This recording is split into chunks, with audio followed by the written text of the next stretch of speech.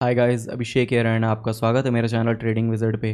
तो आज मैं डिस्कस करूंगा कि ऑप्शन सेलिंग और ऑप्शन बाइंग में क्या डिफरेंसेस होते हैं, किसको ऑप्शन सेलिंग करनी चाहिए, किन लोगों को ऑप्शन बाइंग करनी चाहिए। अगर आपने मेरा प्रीवियस वीडियो नहीं देखा है कि ऑप्शन सेलिंग में कितनी कैपिटल की ज़रूरत पड़ती है, तो मैं लिंक डिस्क्रिप्शन में डाल दूंगा या फिर आप मेरे चैनल पर जाकर देख सकते हैं, ताकि आपको एक बेटर आइडिया मिल सके कि आप अगर ऑप्शन सेलिंग करने का सोच रहे हैं तो कितनी कैपिटल की आपको ज़रूरत पड़ सकती है। तो चलिए इस वीडियो को स्टार्ट करते हैं। इससे पहले मैं बताना चाहूँगा कि अगर आप चैनल पर नए हैं और आपने सब्सक्राइब नहीं किया है, सो प्लीज़ सब्सक्राइब करके बेल नोटिफिकेशन ऑन कर लीजिए, ताकि आपको सारे वीडियोस टाइम टू टाइम मिलते रहें। तो एक बार मैं जल्दी से ये डिस्कस करना चाहूँगा कि ऑप्शन बाइंग और सेलिंग में डिफरेंस क्या होता है। इसके लिए चलिए मैं एक रफ में जाता हूँ नीचे। यहाँ पर मैं दिखता हूँ, एक तरफ बाइंग, एक तरफ है selling. Option buying, option selling. मैं यहाँ पर ओ भी लिख दे रहा हूँ, आपको बेटर समझ आएगा। ऑप्शन बाइंग और ऑप्शन सेलिंग दोनों में डिफरेंस क्या होता है। ऑप्शन बाइंग मतलब क्या होता है कि आप ऑप्शन को बाय कर रहे हैं। आपको मालूम है ऑप्शंस होता है फ्यूचर एंड ऑप्शंस सेगमेंट में। तो अगर आपके पास कम कैपिटल, जो मोस्टली लोगों के पास कम कैपिटल होता है, तो अगर मार्केट इस लेवल पर है, मान लीजिए अगर उनको लग रहा है कि मार्केट ऊपर जा रहा है, तो वो कॉल बाय करते हैं। ऊपर की तरफ वो कॉल बाय करते हैं, नीचे की तरफ वो पुट बाय करते हैं। बट वो बाय कर रहे हैं, तभी वो बाय कर पा रहे हैं जब उनके पास कोई है जो सेल कर रहा है। एक ट्रांजैक्शन होने के लिए दो लोगों की ज़रूरत पड़ती है, एक बायर की और एक सेलर की। तो अगर वो कॉल और पुट बाय कर रहे हैं, तो उसका ऑपोजिट कोई उसे सेल कर रहा है, तो वो होता है ऑप्शन सेलर।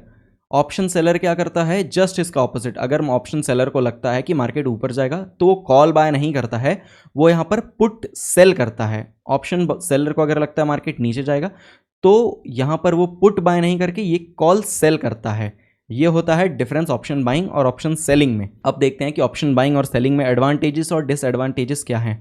ऑप्शन बाइंग में एक तरफ करता हूँ, एक तरफ मैं ऑप्शन सेलिंग करता हूँ। यहाँ पर मैं एक टेबल बनाता हूँ। ऑप्शन बाइंग में एडवांटेज ये होता है कि जो लोगों के पास कम कैपिटल होता है, उन लोग ऑप्शन बाइंग में आते हैं। अगर आप सेबी की रिपोर्ट भी देखेंगे, तो लोगों के पास जो मोस्टली कैपिटल होता है 20-30,000 तक की कैपिटल होती है, उसमें वो ऑप्शन सेलिंग नहीं कर पाते हैं, इसलिए वो ऑप्शन बाइंग में आते हैं। ऑप्शन बाइंग में जिनके पास 20,000 रुपये भी होते हैं, वो भी इजीली एक लॉट से ऑप्शन बाइंग इजीली कर पाते हैं। ऑप्शन सेलिंग में 1 से 1.5 से 2 लाख रुपए तक इजीली लग जाते हैं ऑप्शन सेलिंग में, हेज बेनिफिट के साथ भी।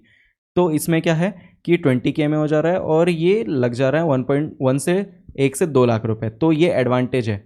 बट ये एडवांटेज डिसएडवांटेज में भी कन्वर्ट हो जाता है, क्योंकि ऑप्शन बाइंग में क्या है, सिर्फ 30% टाइम आपको प्रॉफिट होता है। सिर्फ 100 में से 30% आपको प्रॉफिट होता है। ऑप्शन सेलिंग में आज 70% ऑफ द टाइम आपको प्रॉफिट होता है। वो क्यों होता है, वो इसलिए क्योंकि मार्केट 3 तरीके से मूव करता है। या तो मार्केट साइडवेज रहेगा, या तो ऊपर जाएगा, या तो नीचे जाएगा। ये 3 फेजेज ही आते हैं। ऑप्शन बाइंग में अगर आपको पैसा कमाना है, मार्केट आपके फेवर में जाना चाहिए और वो बहुत फास्ट जाना चाहिए। मान लीजिए अभी मार्केट है 24,000 पे, आप ऑप्शन बाय कर रहे हैं कॉल ऑप्शन, तो अगर ये 24,000 के ऊपर जाता है, तो ये स्लो एंड स्टडी ऐसे धीमे धीमे जाएगा ना, तो ऑप्शन बाइंग आपको लॉस देगा। इसमें क्या, आपको एकदम फास्ट मूवमेंट चाहिए। जब तक मोमेंटम नहीं आएगा, ऑप्शन बाइंग आपको प्रॉफिट नहीं होगा। अगर ये 24,000 पे दिन भर रहेगा ना, तो आपका ऑप्शन डीके होगा, इसमें आपको लॉस होगा। आपके अगेंस्ट गया तो भी आपको लॉस होगा। बस आपके फेवर में गया, वो भी फास्ट, तो ही आपको प्रॉफिट ऑप्शन बाइंग में। ऑप्शन सेलिंग में यही चीज इसका एडवांटेज बन जाता है कि मार्केट अगर स्लो एंड स्टेडी आपके फेवर में जा रहा है, तो आपको प्रॉफिट होगा। अगर ये साइडवेज है, तो भी ऑप्शन डी के होगा, तो आपको प्रॉफिट होगा।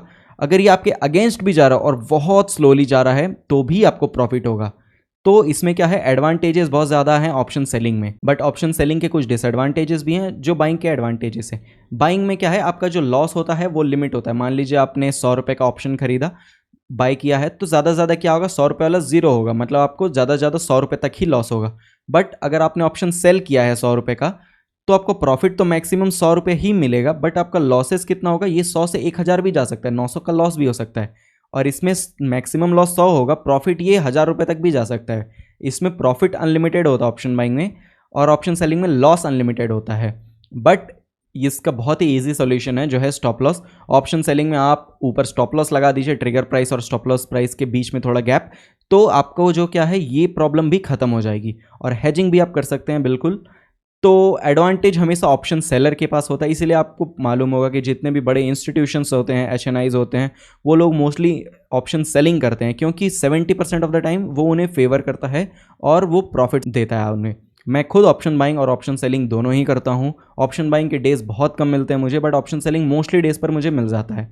तो चलिए एक बार देख लेते हैं कि किन लोगों को ऑप्शन बाइंग करनी चाहिए, किन लोगों को ऑप्शन सेलिंग करनी चाहिए। तो अगर आपका जो कैपिटल है, अगर आपका कैपिटल है अंडर 20-50,000 है, 50,000 या उससे कम है, 50,000 से कम है आपका कैपिटल, तो आपको ऑप्शन बाइंग कर सकते हैं आप, बट मैं शुरू में ये एडवाइस नहीं करूँगा। आपको शुरू में स्टॉक्स करने चाहिए, इन्वेस्टिंग करनी चाहिए।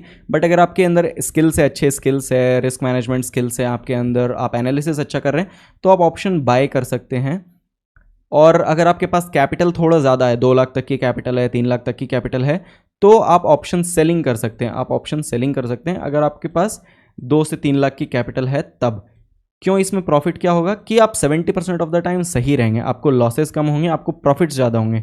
ऑप्शन बाइंग में क्या है, आपको हर दिन ट्रेड्स नहीं मिलेंगे, आपको मंथ में मोस्टली 10-15 ट्रेड्स मुश्किल से मिलेंगे, जिसमें भी आपको मोस्टली में लॉसेज होंगे। तो इसमें आपको सिर्फ एक ही चीज़ बचा सकता है ऑप्शन बाइंग में, वो है आपका रिस्क मैनेजमेंट। अगर आपने रिस्क मैनेजमेंट का वीडियो नहीं देखा मेरा, तो मैं डिस्क्रिप्शन में लिंक में डाल दूंगा, ज़रूर देखिएगा, क्योंकि रिस्क मैनेजमेंट बहुत ज़्यादा ज़रूरी होता है और बिना रिस्क मैनेज किए कोई भी एक प्रॉफिटेबल ट्रेडर नहीं बन सकता है। तो इसमें क्या करना रहेगा, ऑप्शन बाइंग अगर आप कर रहे हैं तो इसमें आपको एक तो बहुत ज़्यादा सही होना पड़ेगा मोस्ट ऑफ द टाइम, आपकी एनालिसिस बहुत एक्यूरेट होनी चाहिए और आपका रिस्क मैनेजमेंट अच्छा होना चाहिए। मतलब आप जितना लॉस देने को तैयार है अगर 100 रुपये, तो आप 500 रुपये कमाने को तैयार होने चाहिए मोस्ट ऑफ द टाइम, तभी आप ऑप्शन बाइंग में सक्सीड कर पाएंगे। ऑप्शन सेलिंग में अगर आप 100 रुपये लॉस करने को तैयार हैं और आप 100 रुपये ही प्रॉफिट कर रहे हैं ना, तब भी 70% टाइम आप प्रॉफिटेबल रहेंगे, जिससे आपको end of the day profit ही आएगा घर पे। तो ये डिफरेंस होता है ऑप्शन बाइंग और ऑप्शन सेलिंग में। तो अगर आपके पास कैपिटल है 2-3 लाख तक आप अरेंज कर पा रहे हैं, तो आप OTM में ऑप्शन सेलिंग कीजिए। OTM में, और उसमें कितना कैपिटल लगता है वो जानने के लिए आप मेरे प्रीवियस वीडियो में एक बार जाकर देख लीजिए। और अगर आप चाहते हैं कि स्ट्राइक प्राइस में एक्सप्लेन करूं कि कौन सी स्ट्राइक प्राइस पे ऑप्शन सेल करना चाहिए किस दिन, और बिगिनर और इंटरमीडिएट के लिए, तो आप कमेंट्स में लिखिए स्ट्राइक प्राइस, जिससे मैं एक वीडियो बना दूंगा कि स्ट्राइक प्राइस कौन सा सेलेक्ट करना चाहिए ऑप्शन सेलर को। और ऑप्शन बाइंग के लिए स्ट्राइक प्राइसेस का वीडियो मैंने ऑलरेडी बनाया हुआ है, डिस्क्रिप्शन में मैं उसका लिंक डाल दूंगा, या फिर आप मेरे चैनल पर जाकर देख सकते हैं। तो ये बहुत ही ज़्यादा ईजी होता है ऑप्शन बाइंग और ऑप्शन सेलिंग, बट आपका कैपिटल का डिफरेंस होता है कि अगर आपके पास थोड़ी सी ज़्यादा कैपिटल है तो आप एक ज़्यादा प्रॉफिटेबल सेटअप पे ट्रेड कर सकते हैं, आपको most of the time trades हो सकते हैं। बस एक रिस्क और मनी मैनेजमेंट फॉलो करना होता है, जो बहुत ही ज़्यादा ज़रूरी चीज़ होती है।